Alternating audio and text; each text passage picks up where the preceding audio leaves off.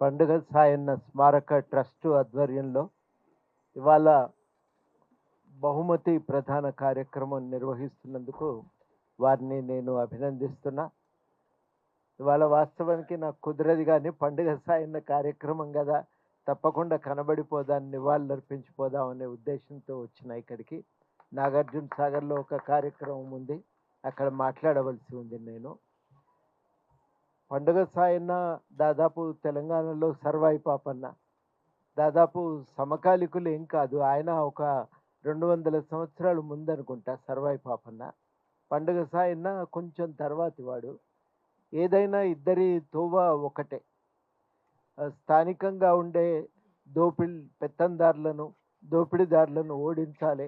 ప్రజలకు న్యాయం చేయాలనే ఒక తోవలో ప్రయాణం చేసి పండుగ సాయన్న అయితే చాలా పెద్ద ఎత్తున స్థానికంగా చెరువులు తవ్వించి, బావులు తవ్వించి ప్రజలకు వ్యవసాయం విషయంలో చాలా సేవ చేసిండు. అట్లా ఒక ప్రజల మనస్సులో నిలిచిపోయిండు. ఇవాళ పండుగ సాయన్న చరిత్ర పాలకులు రాయరు గదా! గెలిచిన వాళ్ళెప్పుడు ప్రజల చరిత్ర రాయరు వాళ్ళు. తమ చరిత్రే రాసుకుంటారు. అందుకని పండుగ సాయన్న బందిపోటు దొంగలాగానే చరిత్రలో ఆయన మిగిలిపోవాలని పాలకులు కోరుకున్నారు గానీ, ప్రజలు మాత్రము ఆయన చరిత్రను తమ మనసుల్లో కాపాడుకున్నారు. పాటల ద్వారా, కథల ద్వారా కాపాడుకున్నారు. మనకు బెక్కం జనార్దన్ అన్న గూడా ఆ రకంగా సేకరించిందే చాలా వరకు. ప్రజల నానుడి నుంచి సేకరించినటువంటిదే.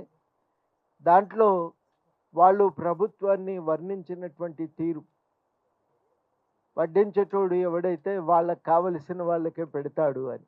అంటే మనోడు రావాలి రాజ్యంలోకి అనే ఒక ఆవేదన ఆ రోజుల్లోనే ఆయన వ్యక్తం చేసిండని, రాజ్య పాలన కూడా ప్రజల పట్ల పట్టింపు ఉండాలనే ఒక డిమాండ్‌ను లేవనెత్తాడనేది మనకు చాలా స్పష్టంగా కనబడుతున్నది. తెలంగాణ సమాజానికి ఉండే ఒక గొప్పతనం ఏందంటే, ఈ పోరాటాలన్నీ రాజకీయ రంగంలో సమానత్వాన్ని మాత్రమే కాదు, సామాజిక జీవితంలో కూడా సమానత్వాన్ని కోరుకున్నాయి. అంబేద్కర్ ఏమో సామాజిక జీవితంలో ఉన్న అసమానతల గురించి ఆవేదన వ్యక్తం చేస్తాడు. మనం ఒక వైరుధ్యం సృష్టించుకున్నాం. రాజకీయంగా సమానత్వాన్ని సాధించినాం. రాజకీయ రంగంలో సమానత్వం ఉన్నా, సామాజిక రంగంలో అసమానతలు ఉండటం వల్ల మరి మన రాజ్యాంగం ఎట్లా పనిచేస్తుందో ఎదురు చూడవలసి ఉంది అని. కానీ సామాజిక రంగంలోనే మొట్టమొదట అసమానతలను ప్రశ్నించి ఒక మార్పును తేవటానికి ప్రయత్నించింది తెలంగాణ సమాజం. అది సర్వాయి పాపన్న గాని, పండుగ సాయన్న గాని, అటు తర్వాత వచ్చినటువంటి నిజాం వ్యతిరేక పోరాటాలన్నీ అదే తొవ్వలో నడిచినాయి. వాళ్ళందరూ కూడా ఈ అసమానతలను ప్రశ్నించిండ్రు. ఇది ఒక తెలంగాణ ప్రాంతానికి ఉన్న ప్రత్యేక చరిత్ర. మీరింకా ఒక అడుగు ముందుకు వెళ్తే మనకు వరంగల్ జిల్లాలో ఉన్నటువంటి సమ్మక్క సారలక్కలు కనబడతారు. రాజులు విపరీతంగా వసూలు చేసే శిస్తును ప్రశ్నించిండ్రు. ఆ శిస్తు వసూళ్లకు వ్యతిరేకంగా వాళ్ళు తిరుగుబాటు చేసిండ్రు. అట్లా మనకొక పరంపర అనేది తెలంగాణ సమాజంలో మనకు చాలా బలంగా కనబడుతూ ఉంటది.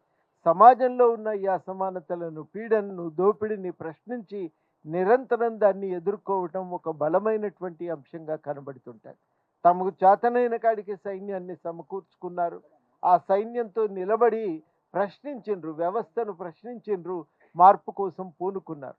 మరి ఆ రోజుల్లో పండుగ సాయన్న ఉత్తరం రాసి చెరువు బొయ్యమంటే పోయకుండా ఎవరు కూడా తప్పించుకోలేకపోయిండ్రు. భయపడ్డారు. తప్పనిసరిగా ఈ కార్యక్రమం కావాల్సిందే అని. వనపర్తి ప్రాంతంలో ఉన్న చాలా చెరువులన్నీ కూడా పండుగ సాయన్న ఆదేశాల మేరకే జరిగినవి అనే ఉంది కూడా, నానుడి ఉంది. ఆయనే అనకపోతే, ఆదేశించకపోతే ఆ చెరువులు అయ్యేవే కావని. సప్త సముద్రాలు అవి అయ్యేవే కావు అని చెప్పి కూడా అక్కడ స్థానికంగా ఒక నానుడి ఉంది. రాణి శంకరమ్మ లాంటి వాళ్ళు చేసిన కార్యక్రమాలన్నీ ఆయన ఆదేశాల మేరకే జరిగినాయని అక్కడ ఒక స్థానికంగా పేరు కూడా పెట్టి అట్లా ఒక స్థానికంగా ఆయన అభివృద్ధికి చేసిన ప్రయత్నం ఎప్పుడు కూడా ప్రజల కోణం అనేది ఒకటి ఉంటుంది. ఆ ప్రజల కోణం నుంచి చూసి ఆ ప్రాంత అభివృద్ధిని నిర్ణయించి దాన్ని సాధించే ప్రయత్నం చేయటం అది మామూలు విషయం కాదు. చాలా అద్భుతమైనటువంటి చరిత్ర. ఇప్పుడు తెలంగాణ ఏర్పడిన తర్వాత ఈ తెలంగాణ తన చరిత్రని ఇవాళ తాను రాసుకోవాల్సిన అవసరం ఏర్పడ్డది. ఈ చరిత్రలో వెనుకకు వెళితే ఇవన్నీ ఈ పరంపర అనేది మనకు కనబడుతుంటది. ఒకవైపు రాజులు వాళ్ళ వీరగాథలైతే, మరోవైపు ప్రజలు తాము చేసిన పోరాట గాథలు అనేవి మరోవైపు మనకు సమాంతరంగా కనబడుతూ ఉంటాయి. ఈ సమాంతరమైన చరిత్రను మళ్ళీ మనం తవ్వి వెనక్కి వెలుగులోకి తెచ్చి, మళ్ళీ మనం ప్రజల హక్కులను నిలబెట్టటానికి, ఎలుగెత్తి చాటటానికి ఈ గాథలనన్నింటినీ కూడా ప్రాతిపదికగా చేసుకోవాల్సిన అవసరం ఉంది. తప్పనిసరిగా ఒక నవల వచ్చింది. ఒక చిన్న పుస్తకమైనా చాలా కీలకమైన ఒక పుస్తకము వచ్చింది. కానీ దీన్ని ఇంకా ఇంకా లోతుగా చాలా విశ్లేషణ చేయవలసిన అవసరం ఉంది. చారిత్రక పరిశోధనలు చేయవలసిన అవసరం ఉంది. కొంత ఉర్దూ గానీ, పర్షియన్ గానీ తెలిసిన వాళ్ళు ఆనాటి రికార్డులను తీస్తే తప్పకుండా చాలా విషయాలు మనకు దొరుకుతాయి. వాటన్నింటినీ దీంట్లో తవ్వి తీసి ఒక తెలంగాణ ఒక చరిత్రను మనం రాసుకోవాల్సిన అవసరం ఉంది. చాలా కీలకమైందంటే దీనివల్ల జరిగేదేందంటే తెలంగాణ అసలు చరిత్ర అనేది బయటకొస్తది. రేపు తెలంగాణ అభివృద్ధి అనేది ఎవరి కోసం అనే ప్రశ్నకు సమాధానం దొరుకుతది. ఫలితాలు ఎవరికైనా ఎట్లా పంచాలి, ఏ ప్రాతిపదికన పంచాలి అనే విషయాన్ని నిర్ణయించటానికి ఇవన్నీ గూడా ఆధారభూతమవుతాయి. అందుకనే ఈ చరిత్రను వెలుగులోకి తేవటం మనందరి బాధ్యత. ఆ కర్తవ్యాన్ని నిర్వర్తించేటువంటి ఒక పని అందరం కలిసి నెత్తిన వేసుకుందాం, చేద్దాం. ప్రభుత్వాన్ని గూడా ఈ చరిత్రను ఆవిష్కరించటానికి కావలసిన సహకారాన్ని అందించవలసిందిగా గూడా ఈ సందర్భంగా నేను విజ్ఞప్తి చేస్తూ, ఈ ప్రయత్నాలను ఆచరణలో పెట్టటానికి కృషి చేస్తానని ఈ సందర్భంగా హామీ ఇస్తూ, నాకు అవకాశం ఇచ్చినందుకు కృతజ్ఞతలతో సెలవు.